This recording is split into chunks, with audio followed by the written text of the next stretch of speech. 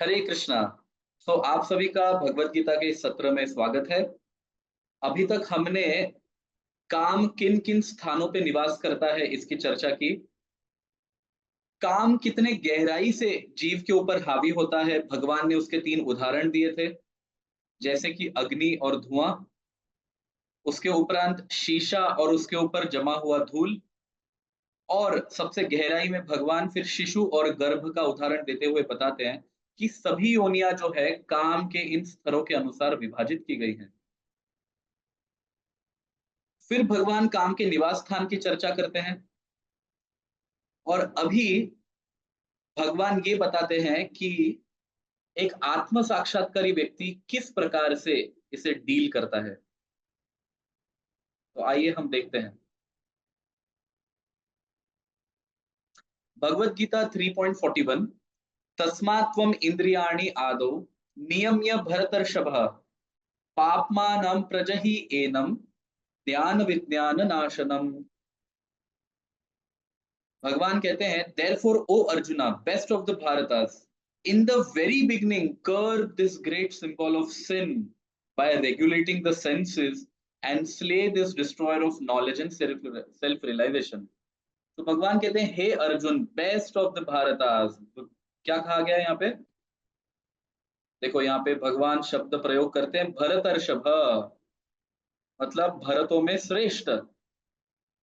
In the very beginning curve this great symbol of sin, इसको प्रारंभ में ही इस पाप की इच्छा को क्या करो? रेगुलेटिंग द सेंसेस, इंद्रियों को नियंत्रित करते हुए क्या करो? और ज्ञान के माध्यम से और आत्म साक्षात्कार के माध्यम से इसे समाप्त कर दो। इतना सुंदर भगवान कह रहे हैं। तात्पर्य श्रील प्रभुपाद द्वारा, श्रील प्रभुपाद की जय। The Lord advised Arjuna to regulate the senses from the very beginning so that he could curb the greatest sinful enemy, lust, which destroys the urge for self realization and specific knowledge of the self. Jnana refers to knowledge of self as distinguished from the non self, or in other words, knowledge that the spirit soul is not the body. Vijnan refers to specific knowledge of spirit soul's constitutional position and his relationship to the supreme soul. It is explained thus in the Srimad Bhagavatam 2.9.31. ज्ञानम परम गुह्यम में यद विज्ञान समन्वितम सरहस्यम तद अंगम च गृहाण गदितम मया. The knowledge of the self and the supreme self is very confidential and mysterious, but such knowledge and specific realization can be understood if explained with their various aspects by the Lord Himself. Bhagavad Gita gives us that general and specific knowledge of the self. The living entities are parts and parcel of the Lord, and therefore they are simply meant to serve the Lord. This consciousness is called Krishna consciousness. So, from the very beginning of life, one has to learn this Krishna consciousness, and thereby one may become fully Krishna conscious and act accordingly. Lust is only the perverted reflection of the love of God, which is natural for every living entity. But if one is educated in Krishna consciousness from the very beginning, the natural love of God cannot deteriorate into lust. When love of God deteriorates into lust, it is very difficult to return to normal condition. Nonetheless, Krishna consciousness is so powerful that even a late beginner can become a lover of God by following regulative principles of devotional service. So, from any stage of life or from time of understanding its urgency, one can begin the regulating the senses in Krishna consciousness, devotional service of Lord, and turn the lust into love of God, the highest perfectional stage of human life. बहुत ही सुंदर तात्पर्य श्रील प्रभुपाद जी के द्वारा। श्रील प्रभुपाद इतना सुंदर तात्पर्य लिख इसलिए पाए क्योंकि उन्होंने ये अपने जीवन में करके दिखाया है। ऐसा कोई समय था जब श्रील प्रभुपाद ने ये किया? किसी को स्मरण है ये? बताइए, आप हैंड रेज कर सकते हैं। श्रील प्रभुपाद ने कब किया काम वासना को प्रेम में परिवर्तित? किस समय किया?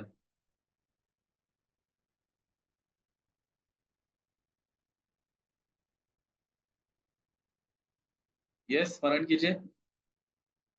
अगर आपको पता हो तो श्रील प्रभुपाद 70 इयर्स के एज में अमेरिका गए। उस आयु में जब कोई अपने घर से बाहर निकलना प्रेफर नहीं करता, उस आयु में प्रभुपाद जी ऐसे स्थान पे गए जहां पे उनके मदद के लिए कोई भी नहीं था, वो अकेले रहे। और 10 साल के अंदर उन्होंने एक ऐसी संस्था की स्थापना की जिसमें उनके जितने भी अनुयायी थे वो कौन थे सभी,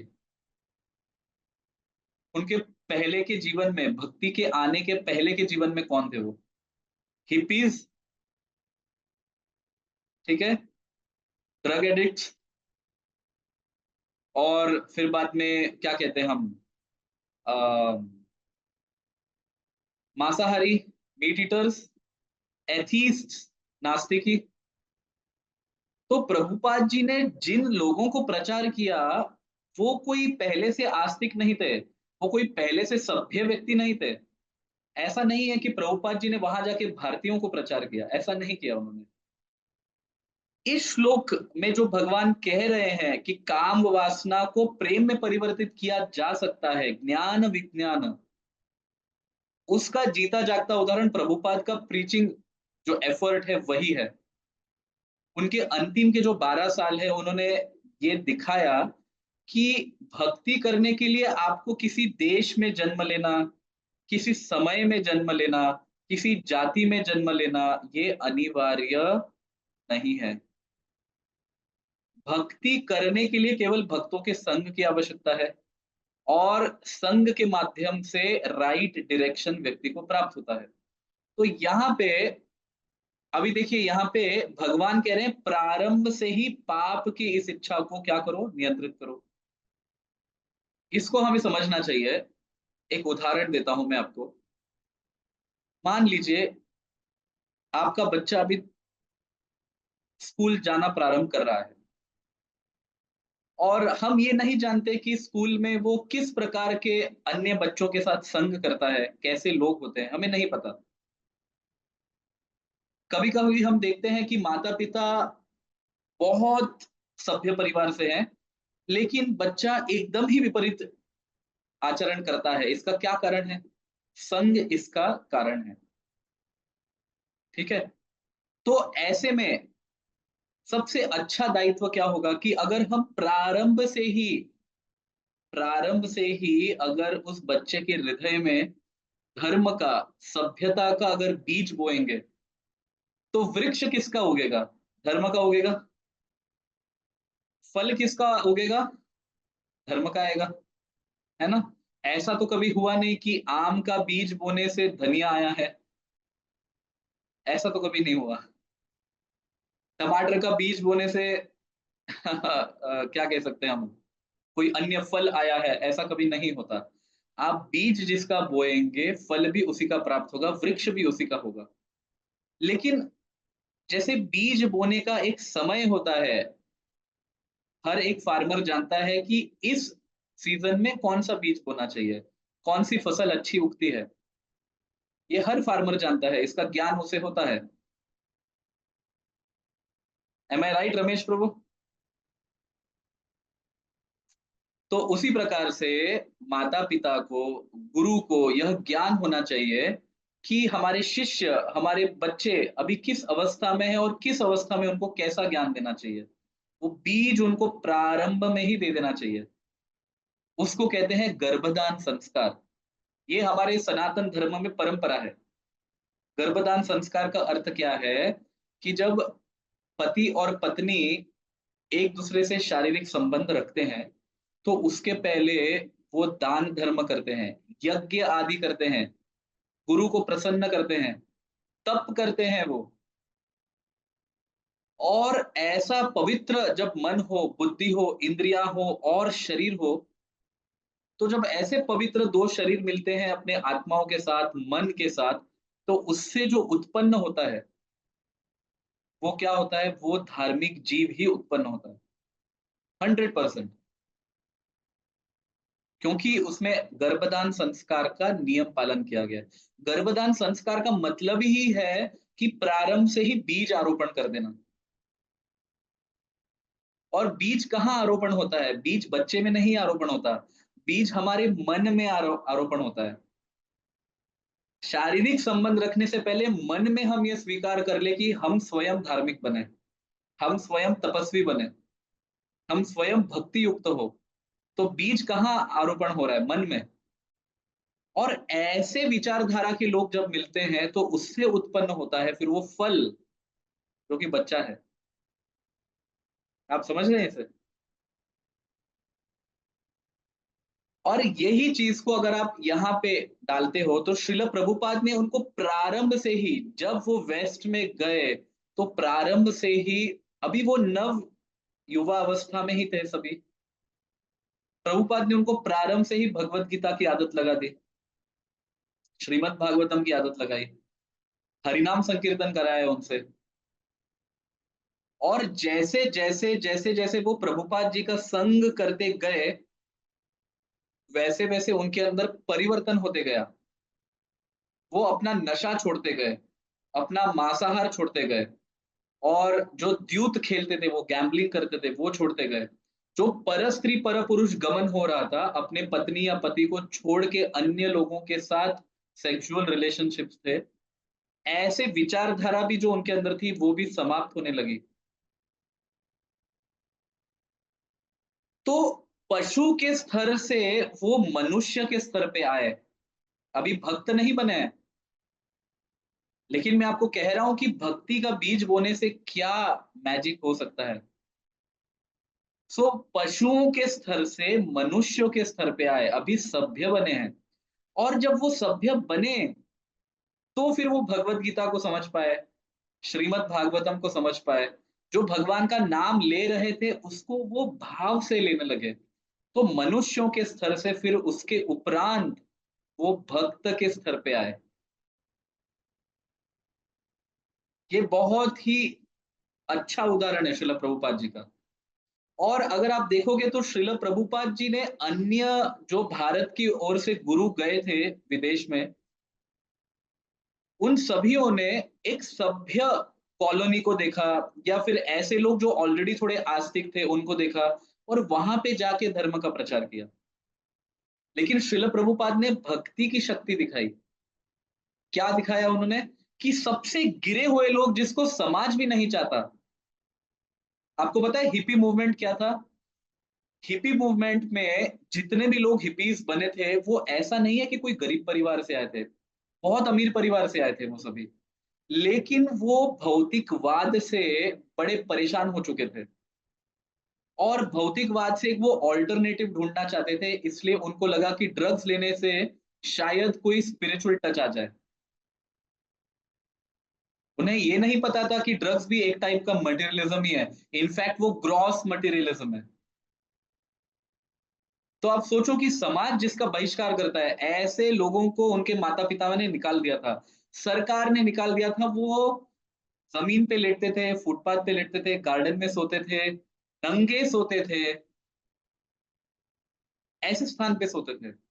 श्रील प्रभुपाद ने समाज के ऐसे गिरे हुए लोगों को उठाया, और जैसे लैब में एक्सपेरिमेंट होता है ना, तो समाज के सामने एक एक्सपेरिमेंट करके दिखाया कि देखो भक्ति से क्या हो सकता है।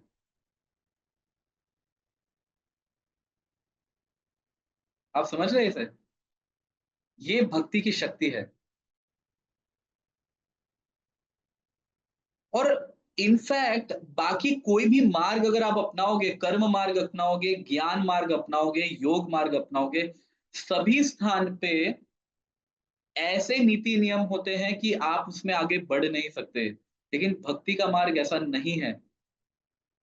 भक्ति का मार्ग कैसा है कि आप जो खा रहे हो, उसके अंदर अंदर अगर भक्ति प्रवेश करेगी तो वो भोजन प्रसाद बन जाता है।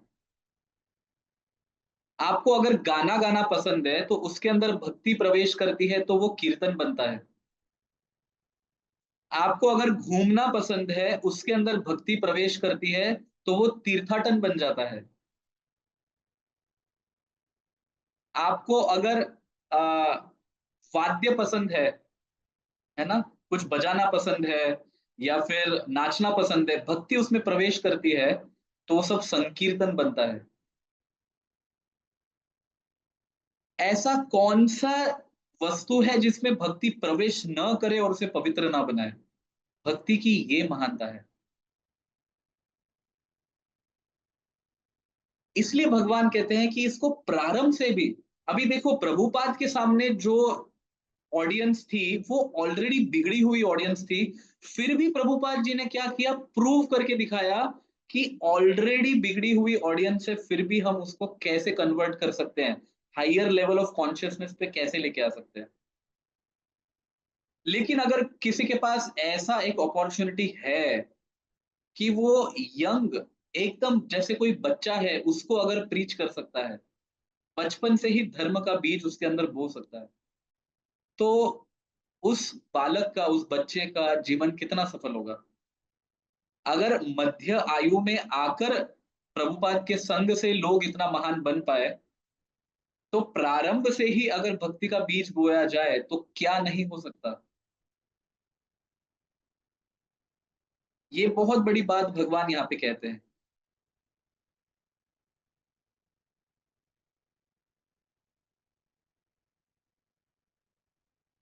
अभी आगे अंतिम पैराग्राफ में श्रील प्रभुपाद बहुत सुंदर पॉइंट दे रहे हैं। वो कहते हैं कि lust is only the perverted reflection of the love of God which is natural for every living entity. अभी प्रश्न ये उठता है कि भाई काम एग्जैक्टली एग्जिस्ट ही क्यों कर रहा है? इच्छाएं जो है वो है ही क्यों? अगर वो एक्चुअली पाप का कारण है तो उसको नहीं होना चाहिए। भगवान ने सृष्टि में इच्छा ही क्यों दी फिर? ये प्रश्न उठ सकता है। तो प्रभुपाद उसका उत्तर देते हैं कि काम जो है वो प्रेम का परिवर्तन परिवर्तन का एक स्वरूप है। जैसे एक वृक्ष हो, मानो नदी के किनारे, वृक्ष का अगर रिफ्लेक्शन जो है, प्रतिबिंब जल में आप देखोगे तो बिल्कुल उल्टा है। लक्षण बिल्कुल वैसे ही है, ठीक है। प्रतिबिंब के अंदर भी आपको जड़ दिखाई देगा, प्रतिबिंब के अंदर आपको ब्रांचेस दिखाई देंगे, शाखाएं। प्रतिबिंब के अंदर आपको ट्रंक भी दिखाई देगा, जो मूल शाखा है। प्रतिबिंब के अंदर आपको फल दिखाई देंगे, फूल दिखाई देंगे, पत्ते दिखाई देंगे, लेकिन कैसे? सब उल्टे। तो काम और प्रेम के अंदर बहुत बड़ा डिफरेंस नहीं है। दिखने में अगर आप उसको बाह्य लक्षण से देखोगे तो एक ही लगता है। एक सामान्य स्त्री पुरुष का प्रेम करना और गोपियों और कृष्ण के बीच का प्रेम, ये एक ही लगता है दिखने में, लेकिन नेचर में वो बिल्कुल अपोजिट है। तो प्रभुपाद यहाँ पे कह रहे हैं कि एक्चुअली काम जीवों के हृदय में है। ये कहाँ से उत्पन्न हुआ, ऐसा कोई इसका क्या कह सकते हैं हम, ये हमेशा से है। डिफरेंस खाली इतना है कि जब वो भौतिकवाद पे रिफ्लेक्ट होता है तब वो काम के रूप में है। अदरवाइज प्रेम के रूप में वो हर एक जीव के हृदय में है। बस आपको पता होना चाहिए कि हम भगवान के साथ इसको जोड़े कैसे, है ना। ये स्किल खाली आना चाहिए। बाकी इसका होना कोई प्रॉब्लम नहीं है। इसका होना ये सिद्ध करता है कि शुद्ध प्रेम एग्जिस्ट करता होगा। जैसे प्रतिबिंब में अगर आपको पत्ते दिख रहे हैं, शाखाएं दिख रही हैं, वृक्ष दिख रहा है, इससे ये अंदाजा लगाया जा सकता है कि वास्तविक रूप में वृक्ष है। वैसे ही काम को देखकर अंदाजा लगाया जा सकता है कि वास्तविक रूप में प्रेम लेकिन प्रतिबिंब में नहीं है लेकिन प्रतिबिंब में नहीं है। तो उस प्रेम को निर्माण करना हर एक जीव का दायित्व बन जाता है। और उसको कैसे निर्माण करें? अब जो इंद्रियां आपको काम में संलग्न करती है, उसी इंद्रियों को आप भगवान के साथ जोड़ दो। जैसे मैंने आपको कहा, भक्ति भोजन में प्रवेश कर दिया तो प्रसाद बनता है। हमारी इच्छा होती है कि हम टेस्टी फूड खाएं, है ना, स्वादिष्ट भोजन खाएं। तो कोई प्रॉब्लम नहीं है, आप स्वादिष्ट भोजन, शाकाहारी भोजन भगवान को भोग लगाओ, तुलसी पत्र डालो उसमें, महामंत्र का जप करो, भगवान से प्रार्थना करो कि मेरे मेरे से जो भी अशुद्धिकरण हुआ है, जो भी है, लेकिन मैं प्रेम से आपको ये अर्पित करता हूँ, करती हूँ। आप इसको कृपया इस भोजन को प्रसाद में परिवर्तित कीजिए। भगवान को भोग लगाने के बाद वो जो भी आपने रखा है, जैसे सब्जी है, दाल है, चावल है, रोटी है, जो भी कुछ है, उन सभियों को, जो थाली में है, उन सभियों को वापस सब्जी को सब्जी में मिक्स करो, तब जाके वो प्रसाद बनेगा। ऐसा नहीं कि भगवान खा रहे हैं और हम यहाँ खा रहे हैं। भगवान का भोग निकलने के बाद वो सभी वस्तु, उन सभी वस्तुओं में, मूल वस्तुओं में जानी चाहिए, उसके साथ मिक्स होना चाहिए। तुलसी पत्र होना चाहिए भोग लगाते समय।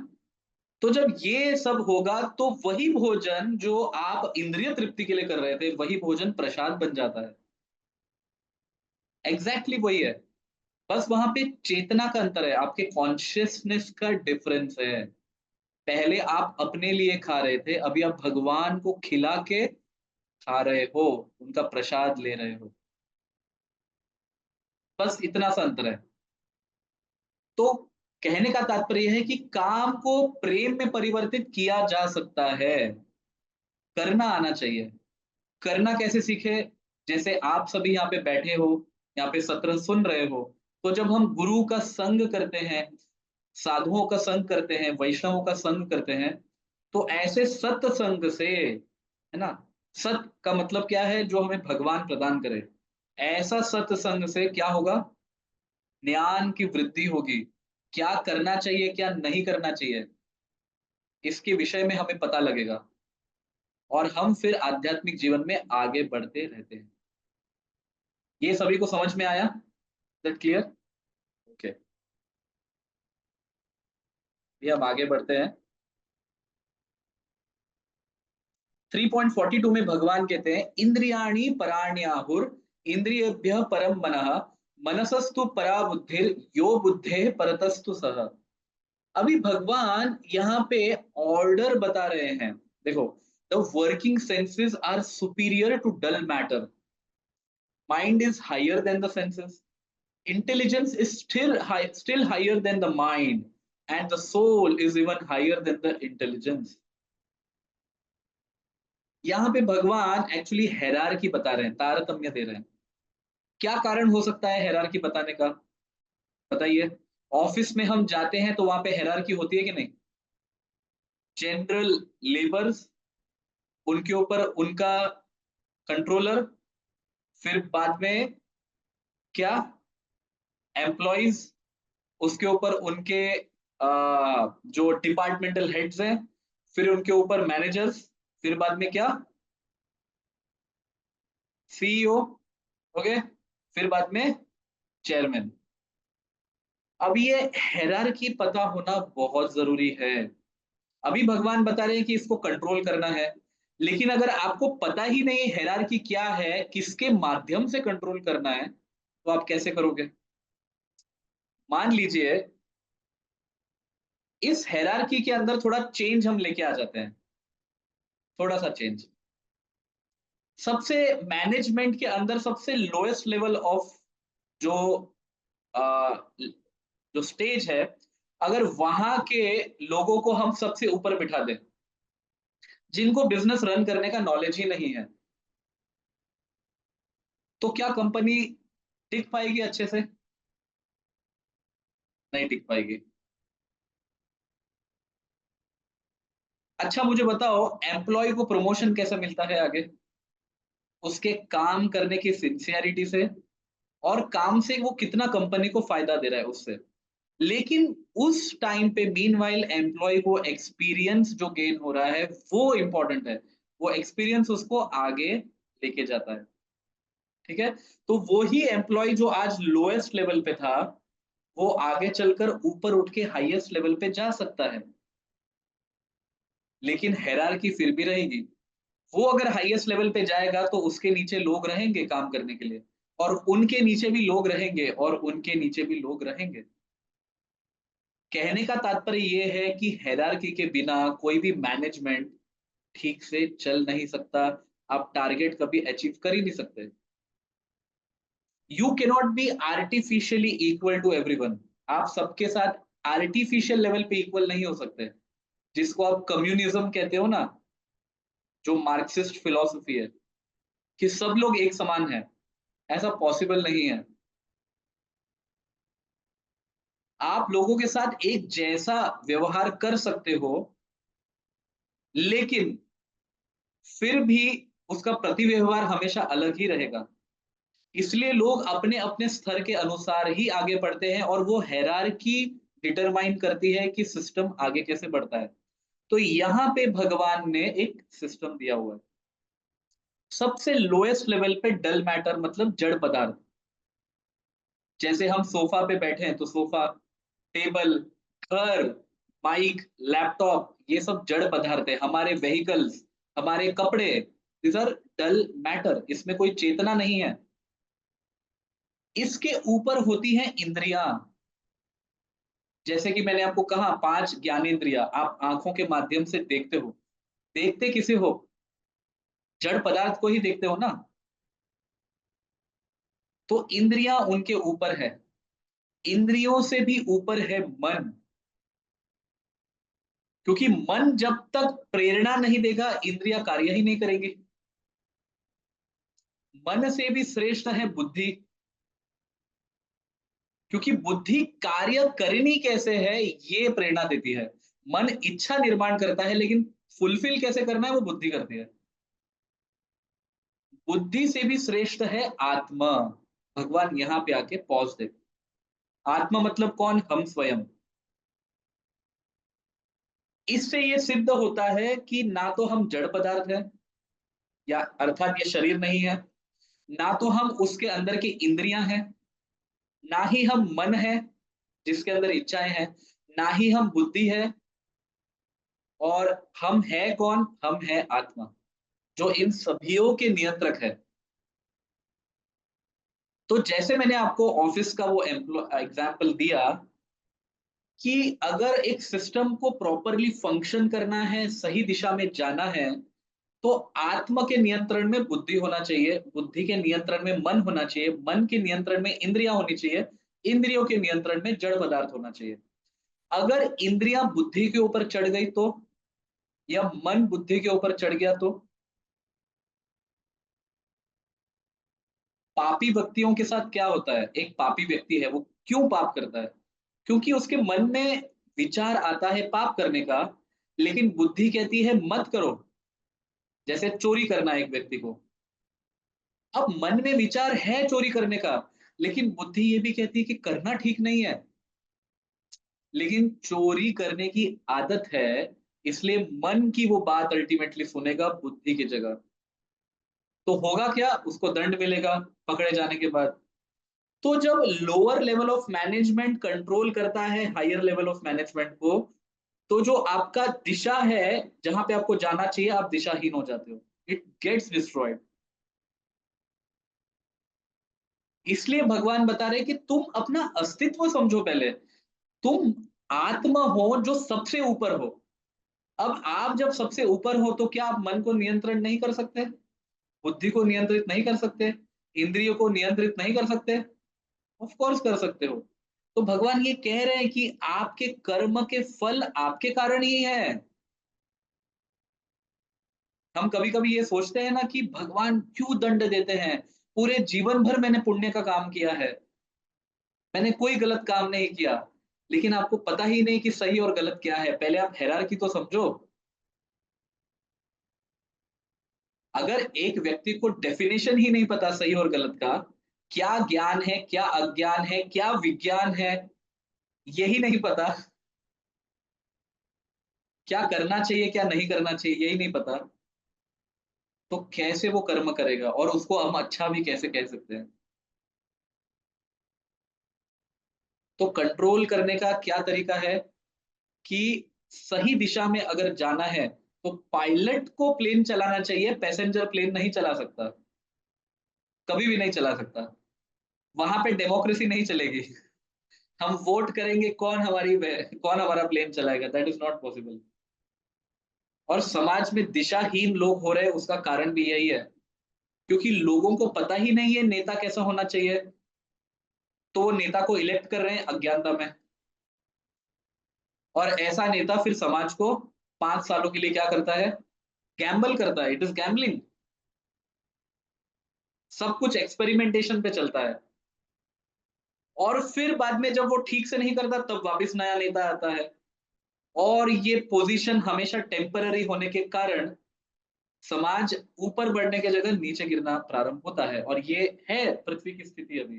लोगों की स्थिति ये है, नहीं तो इतने वॉर्स नहीं होते, इतने रेप्स नहीं होते, इतने आतंकी आक्रमण नहीं होते। ये दिखाता है कि ये उसका लक्षण है।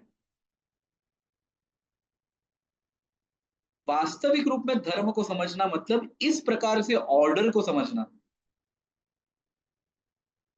ये जरूरी है। धर्म मतलब ये नहीं कि मैं हिंदू हूं, तुम मुस्लिम हो, ये क्रिश्चियन है और हम सभी अलग अलग धर्म वाले हैं। ये धर्म ही नहीं है, ये धर्म ही नहीं है, क्योंकि धर्म कभी परिवर्तित हो ही नहीं सकता। इसलिए उस धर्म को सनातन धर्म कहा गया है। जो अपरिवर्तनीय है वही सनातन है, और जो परिवर्तन होता है वो किस प्रकार का धर्म है। आज हिंदू कल मुसलमान बनता है, वो मुस्लिम कभी एक्स मुस्लिम बन के क्रिश्चियन बनता है, कभी हिंदू बनता है। तो ये शिफ्ट चलते रहते हैं, धर्म परिवर्तित होता ही नहीं है। धर्म का डेफिनेशन का ही अर्थ है, यह धारयति इति धर्म, मतलब जिसने पूरे ब्रह्मांड को पकड़ के रखा है, धारण किया हुआ है, वो है धर्म।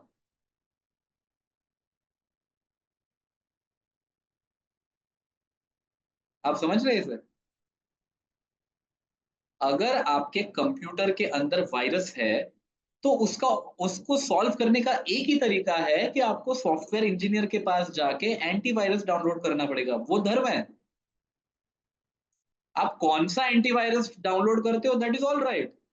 एंटीवायरस का फंक्शन ये नहीं है कि एक पर्टिकुलर कंपनी का एंटीवायरस डाउनलोड कर लिया तो उसी से वायरस नष्ट होगा, बाकी से नहीं होगा। नहीं, एंटीवायरस का मतलब ही है कि वो वायरस को समाप्त करेगा।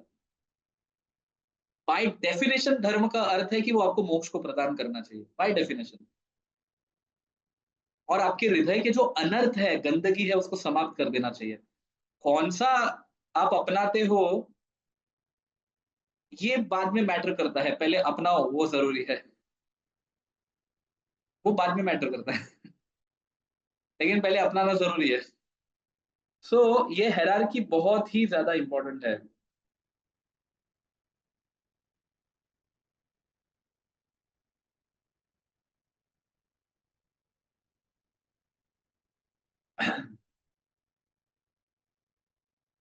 अभी यहाँ पे बहुत ही सुंदर प्रभुपाद जी लिख रहे हैं, देखो, अ नियोफाइट स्पिरिचुअलिस्ट मतलब जो नव सीखिया है भक्ति में, is generally advise to keep aloof from the objects of senses. उसको कहा जाता है कि तुम इंद्रिय भोग से, इंद्रियों के विषयों से दूर रहो। लेकिन apart from that one has to strengthen the mind by the use of intelligence. बुद्धि के उपयोग से मन को शक्तिशाली बनाना है। If by intelligence one engages one mind in Krishna consciousness, अगर आपके इच्छा से, बुद्धि से आप भक्ति में संलग्न रहोगे, मन को बिजी रखोगे, by complete surrender into the supreme personality of Godhead, भगवान के शरणागत होकर, then automatically the mind becomes stronger. मन जो है वो शक्तिशाली बनता है। And even though the senses are very strong like serpents, इंद्रियां जो है वो सर्प के समान शक्तिशाली हैं, फिर भी वो अपने दंश जो है मन के ऊपर हावी नहीं दे होने दे सकते। But even though the soul is the master of intelligence and mind, यद्यपि जीवात्मा मन और बुद्धि का स्वामी है और इंद्रियों का भी स्वामी है, फिर भी उसको संग के माध्यम से, देखो एसोसिएशन, संग के माध्यम से शक्तिशाली बनाना चाहिए। अन्यथा हमेशा अनियंत्रित मन जो है आपके पतन का कारण बन सकता है। इसकी एक बहुत सुंदर कथा है, मैं बताऊंगा अंतिम श्लोक सुना के। भगवत गीता 3.43, एवं बुद्धे परम बुद्ध्वा संस्तभ्यात्मानम आत्मना जहि शत्रु महाबाहो काम रूपम दरासदम दुरासदम। क्या कह रहे हैं भगवान? Thus, knowing oneself to be transcendent into the material senses, mind, and intelligence, O mighty armed Arjuna, one should study the mind bye deliberate spiritual intelligence, यहाँ पे प्रभुपाद भक्ति कह रहे हैं, एंड दस बाय स्पिरिचुअल स्ट्रेंथ, आध्यात्मिक शक्ति, one can conquer this insatiable enemy known as lust.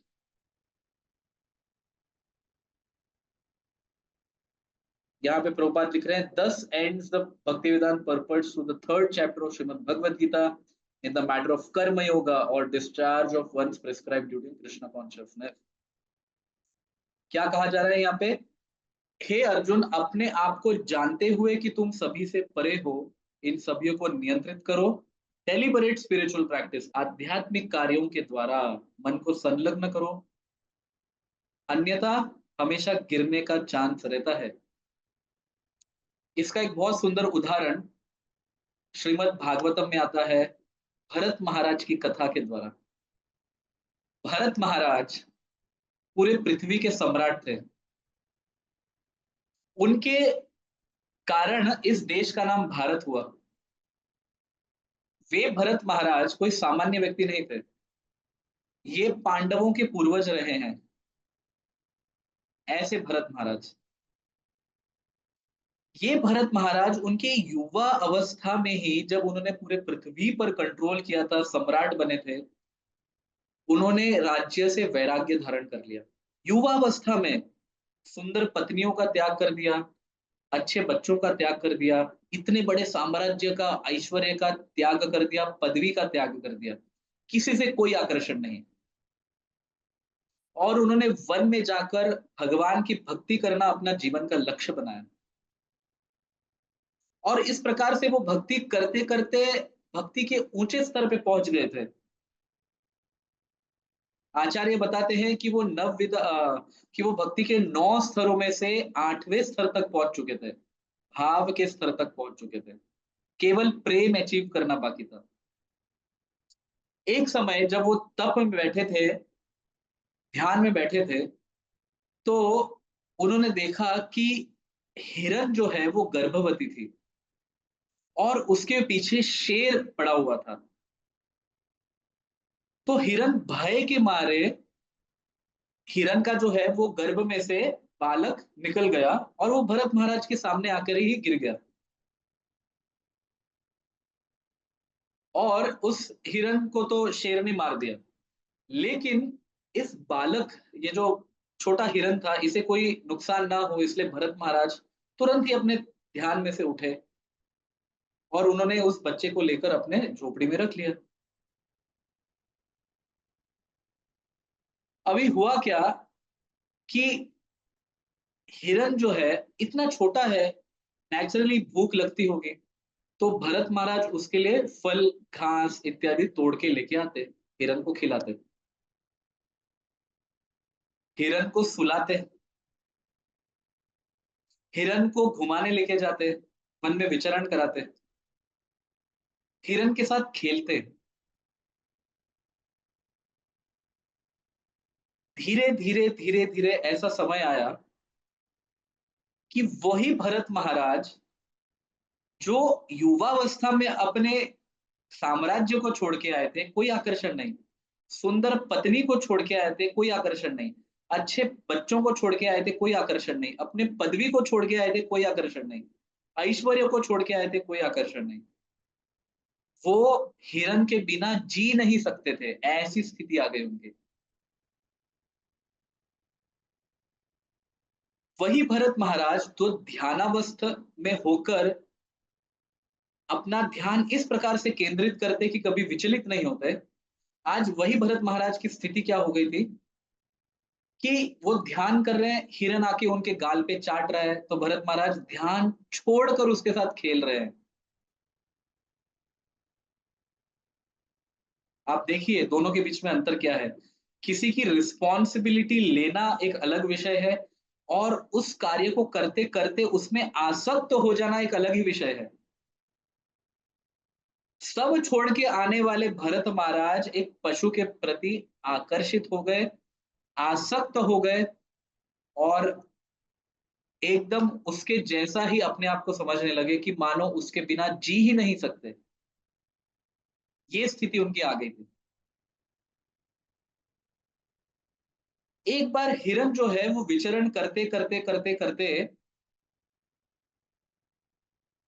कहीं पे चला गया। भरत महाराज इतने परेशान हो गए, इतने परेशान हो गए, आप सोच नहीं सकते। वो ध्यान में बैठ नहीं पा रहे, जहां देख रहे हैं वहां हिरन दिख रहा है। चंद्र को अगर देखते तो चंद्र के अंदर जो डार्क स्पॉट्स है, काले धब्बे हैं, उसमें उनको हिरन दिखाई दे रहा था। कभी वृक्ष के पत्तियों को देखते तो उन पत्तियों के अंदर उनको हिरन दिखाई देता। कभी बादलों में उनको हिरन दिखाई देता। और इस प्रकार से वो चल रहे थे, उन्हें पता भी नहीं चला कि वो पहाड़ के एकदम टॉप मोस्ट पोजीशन पे आ गए हैं, और वो हिरन हिरन हिरन कहते कहते गिर गए और नीचे गिरकर मर गए। और अंतिम में उनको हिरन का ही स्मरण हुआ। भगवत गीता में तो भगवान कह रहे हैं, यम यम वापि स्मरण भावम त्यजति अन्ते कलेवरम, कि मरते समय जिस भाव का आप स्मरण करते हो वही भाव आपको प्राप्त होता है। तो दूसरे जीवन में भरत महाराज कौन बने? हिरन बने। लेकिन इस बार हिरन बनने के बाद भी भगवान की विशेष कृपा से उन्हें ये स्मरण था कि पूर्व जन्म में मैंने भरत महाराज के शरीर में रहकर हिरन से आसक्त हुआ मैं। तो अगर हिरन की आसक्ति उन्हें हिरन का जन्म दे सकती है, तो साधुओं की आसक्ति उन्हें साधु का जन्म क्यों नहीं दे सकती? ये पहला उनके मन में विचार आया। दूसरा विचार ये आया कि पूर्व जन्म में जो उन्होंने ध्यान किया था वो अकेले बैठ के किया था, संग में नहीं किया। अकेला जब व्यक्ति बैठता है तो अनेक विषय आते हैं और आप उसके साथ खो जाते हो। लेकिन जब आप संग में बैठते हो तो आपको रोकने वाले व्यक्ति होते हैं वहां। मान लीजिए अगर उस समय भरत महाराज अकेले तप नहीं करते, ऋषि मुनियों के साथ आश्रम में एक साथ तप करते, तो अगर हिरण खेलता भी तो अन्य ऋषि होते उसका ध्यान रखते जब उनका तप का समय नहीं होता। तो आप समझ रहे हैं इस बात को? और मान भी लिया जाए अगर भरत महाराज डिस्ट्रैक्ट होते तो अन्य ऋषि आके उन्हें रोकते कि भरत महाराज स्मरण रहे, अभी आपका तप का समय चल रहा है, अभी आपका यज्ञ का समय चल रहा है, अभी आपका ध्यान का समय चल रहा है, इसके बाद करो आपको जो करना है वो। ये ऋषि बताने वाले होते वहां। लेकिन संग नहीं था तो क्या हुआ? मन के द्वारा नियंत्रित हो गए, मन को नियंत्रण करने की जगह। और दूसरा जन्म क्या हुआ? निचली योनि प्राप्त हो गई। लेकिन पूर्व अभ्यास, पूर्व ध्यान, पूर्व तप के कारण ये बुद्धि भी प्राप्त हुई, और उस बुद्धि को उन्होंने पुनः पुनः ट्रैक पे लगा दिया है ना, उस दिशा में लगाया। अगर गलत संग गलत योनि दे सकता है, तो सही संग सही योनि भी तो दे सकता है। तो हिरण के जन्म में वो हमेशा ऋषि मुनियों के साथ रहते, उनके आश्रम में रहते। कभी कोई ऋषि मुनि जो है वो फल खाता, बचा कुचा छोड़ देता, तो भरत महाराज उसको खा लेते। कभी कभी ऋषि मुनियों के चरण को चाट देते। और यद्यपि ऋषि वहां पे कथा भी कर रहे हैं, शास्त्र का वहां पे व्याख्यान भी कर रहे हैं, भरत महाराज उस योनि में होने के कारण यदि समझ भी ना पाए, फिर भी आत्मा जो अंदर स्थित है, हम सभी जो आत्मा इस शरीर के अंदर स्थित है, वो आत्मा हमेशा कथा को सुनता था। वो हिरन नहीं सुनता था, हिरन के कान में जा रहा है लेकिन आत्मा को वो प्रभावित कर रहा है। और इस प्रकार से धीरे धीरे जब वो अपने देह को त्याग देते हैं तो दूसरे जीवन में, अर्थात तीसरे जीवन में, वो जड़ भरत का देह धारण करते हैं। और बचपन से आत्मा साक्षात्कारी, बचपन से।